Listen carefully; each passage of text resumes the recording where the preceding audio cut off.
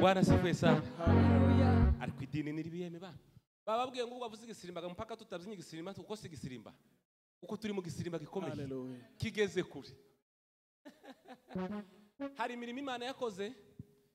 Iyo bavuze ngo ubwoko bwawe ukuragira ngo nubundi ni weweka. Kuko uri ubwoko bw'Imana. Imana ahereye kuri wowe kandi imwe mu mirimo myinshi yakoze. Ubona ugihagaze gusa. Ubona umurimo utangaje. Amen. Iyo nibutse imirimo mushaka gushimisha wakoreye ubwoko mushaka igitabo cyo gushimisha intera kugushima imirimo wakoze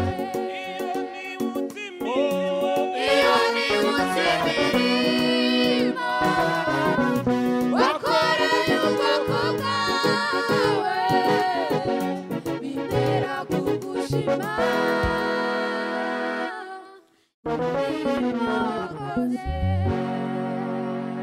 Bwana sifiwe sana. Haleluya. Abarimzi bari tayari kabisa.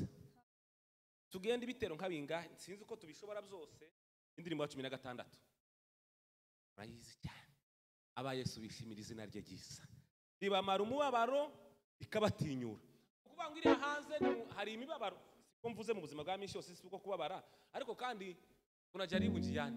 There's so many difficulties outside. Outside there's so much stress. Ariko iyo tugeze hano kwa But Yesu. when we arrive Jesus' praise, tugomba kunezererwa izina. we have to be happy. Rimwe kenshi tuba tuva imuhira umuntu ntayumva Sometimes when you come from home very ariko iyo weak, tugeze muno mwitorero but when you arrived in the church, tukavuga ngo Yesu ni furaha and yangu then you amejaa just say pendo. Jesus is holy. Anaweza kusimika kila mwenye udhaifu. Is he able to Now, live to those who are